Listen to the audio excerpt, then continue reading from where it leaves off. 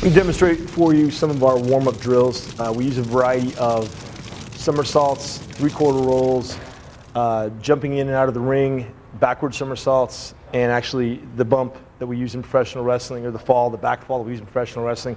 We've combined those to make a drill that we use in the beginning of practice, and we'll break those down and demonstrate them for you right now.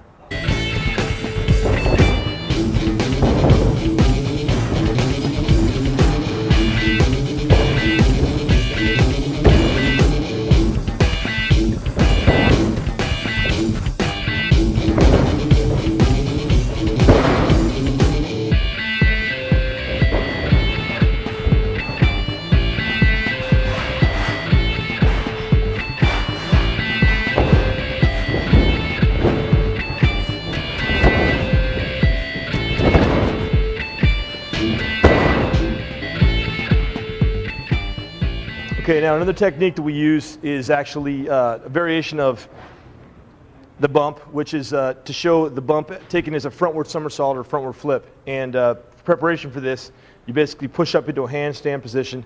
From the handstand position, you flip over and you want to land flat with your feet, your back, and your palms hitting all at the same time. Once again, tucking the chin and trying to make one hit. If you're hitting with two hits on this or you're rolling, then you're not doing it correctly.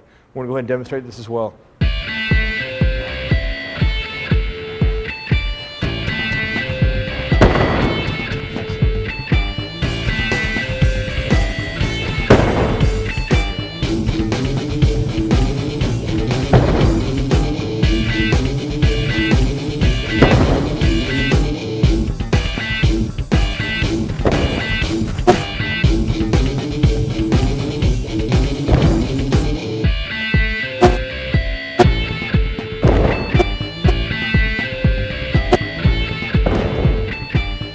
You know, you see all different levels of experience here, and you see some that are hitting once crisply, some that are rolling through.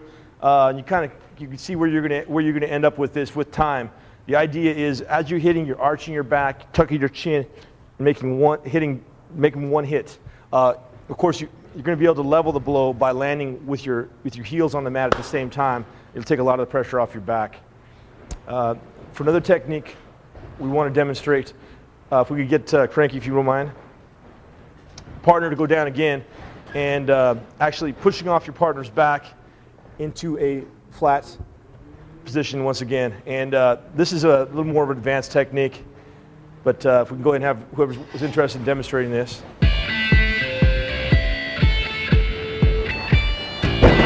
Excellent. Good. Now you can see when they're pushing off here, they're working on getting a little bit of air, a little bit of lag time before they hit. And this is preparation for a lot of the other movements you'll do, primarily on tape 3, where you're pushing off, flying, and landing flat.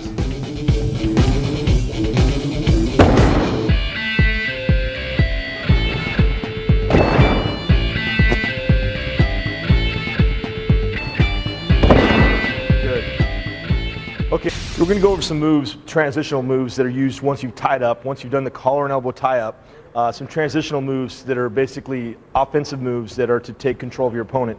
And I'm going to use basically each of the people here, and I'll do a different move with each one, and we'll describe it as we go. The first one's called a duck under or a pass behind. And from the tie up here, I'm going to push here, drop here, and go behind him and gain control around his waist. Okay, now I'll do that full speed.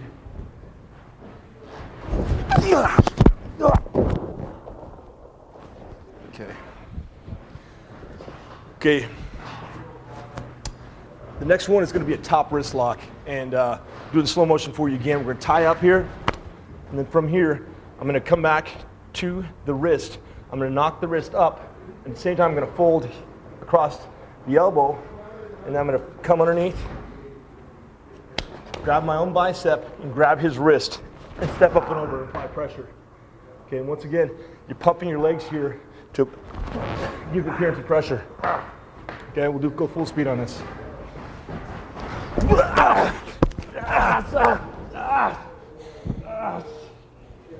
Good. Excellent.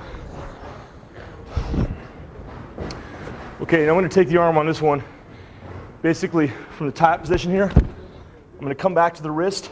I'm going to throw my elbow up and over into this position, and I basically taking the arm into an arm bar. From here, you can go into a key lock. You can stay down. You can duck under in an arm wringer. A lot of variations from here. So from the tie-up.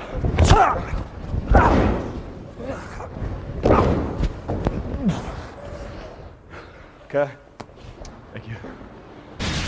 This is a drill that we use to train for arm drags, and this is not only for the person giving, but also for the person taking the arm drag. We're going to start off with the elbows hooked, and the person giving is basically going to spin around, facing the opposite direction they start, ending up on their knees, and the person taking is going to post their arm on the shoulder, jump over straight, not sideways, and land flat on their back with their heels at the same time.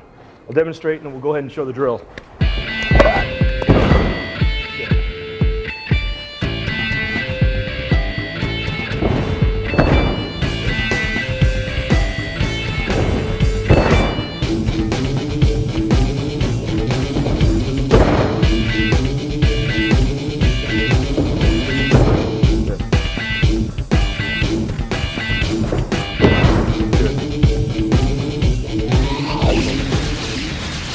Now in hold-to-hold wrestling, basically you're going to start from the tie-up position, which is the collar and elbow tie-up we discussed in tape number 1.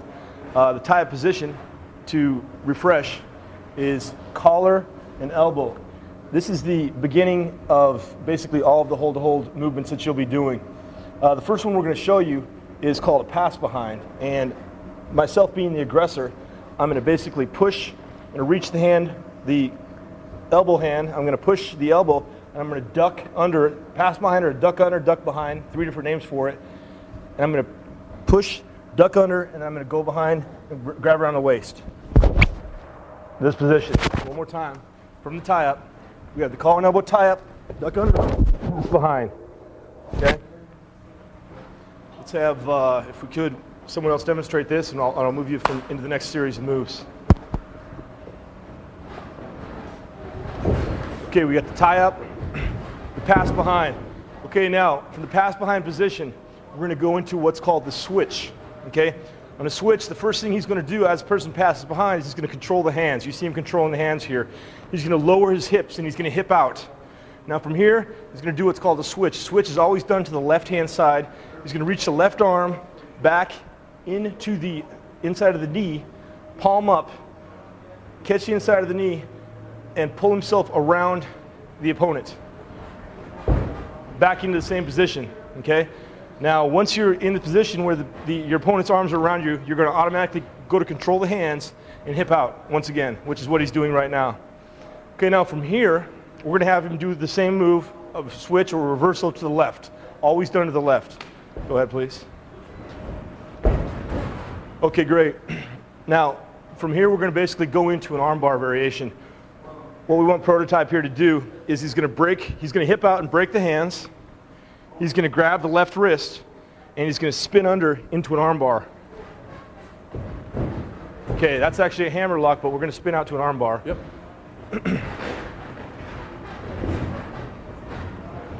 Okay, good. Now on the armbar here, he's got the arm straight. This move is always done straight across. You don't want to be behind like this. You don't want to be too far forward. You want to be parallel from your opponent. You're controlling the wrist with your thumbs, holding the hands, bending the wrist up. You're not putting pressure here. This is a legitimate move where if you're applying pressure, it's going to cause pain to your opponent. In order to put the appearance of pressure here, you're going to use body language by lowering your body and then pumping your legs and actually bringing your shoulder up, which is what you've seen him do right here. Your opponent can settle down to a knee. You can come back up. Come back up, please. Now, your opponent here is going to reach across, grab the wrist, actually go under, and he's going to spin out into an armbar of his own. Okay? Now, you see what he does. He's always spinning under. He's essentially stepping with the right leg and coming under. You're spinning left, or you're spinning clockwise rather than counterclockwise. Okay? Now, from here, we're going to have Prototype come over, grab the left wrist on the top. He's going to take this elbow and he's going to put this elbow on top of this elbow. He's going to duck under and go into a hammer lock. Right into a hammer lock. Okay, the hammer lock position here. From the hammer lock position, he's got his left hand controlling his left hand, Frankie's left hand. Now from here, Frankie's going to counter by ducking under and going into his own hammer lock. That's done as he just demonstrated. Could you go back and demonstrate that again, please? That is done basically from, as he's holding your wrist, you extend it out, duck under, go behind him, and hold the wrist, as you can see right here, okay? Okay, we showed you how to take the headlock. Now we're going to show you some escapes from the headlock. The concept behind hold to hold is basically to perform an offensive move and then perform a counter to the offensive move and go into the next move. That's what we're going to demonstrate here right now. We're going to go ahead and, guys, tie up and do some variations, and I'll describe it as we go. We've got the headlock. Now from the headlock, we're going to show an escape. That's a top wrist lock from a headlock. Okay. We are from a headlock again. We've got a hammer lock. Basically what he's done there, he's pushed, held onto the arm, pushed out of the headlock, and pulled into the hammer lock. You see he's applying pressure to the knee, pulled himself out into a hammer lock. These are all just little variations. You can probably come up with a million ways to get out of a headlock. And there's really no rules to these. It's whatever looks good. That's the beauty of pro wrestling. If awesome physical conditioning and presence is guaranteed success in sports entertainment, then the prototype's future must be without limits. We sat down with the prototype and asked him about the importance of a wrestling school, breaking into the business, and his future with the World Wrestling Federation. You know, you can't ride a bike without learning how to ride a bike. You can't wrestle without learning how to wrestle. It's just as far as wrestling and moves and psychology and whatnot, they focus on that as opposed to conditioning. Like a lot of places will condition you for the first X amount of weeks before they even have you do a hammer lock. You know, pretty much from day one, UPW says, you know, if you need conditioning, we'll tell you that.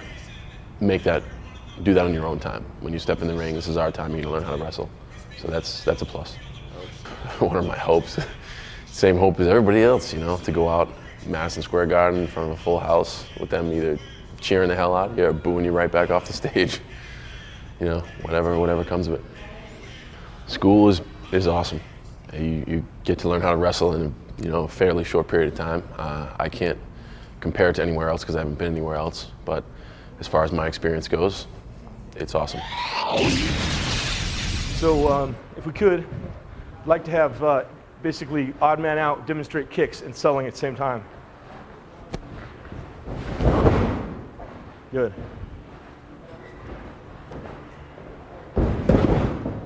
Good. Good. Good.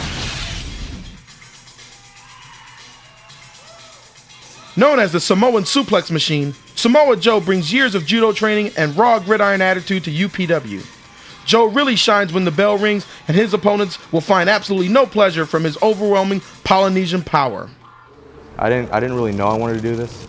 I'd done tournament judo for several years before I did this. I was actually training in a pro wrestling shoot dojo and got hooked into the sport. A buddy of mine recommended it to me, stayed after class, and I was hooked from then on. I've been a wrestling fan, all my life. I've been watching wrestling when I grew up. Never really dreamed of doing it. And once you get in the ring, once you're out there in front of a crowd, the bug bites you, and it becomes part of your blood. It's entertaining people. It's it's maximizing your abilities to, entertain millions of people, thousands, hundreds, whatever, 20 people, just to get them to cheer, and it's a good feeling. Do it. Lay it in. Thickness. That's just another day at Ultimate University. That was tape 2. We covered striking, we covered hold to hold, we covered basically the ingredients that you will be using in your matches. Now in tape 3, we're going to put those ingredients together and we're going to bake us up a match.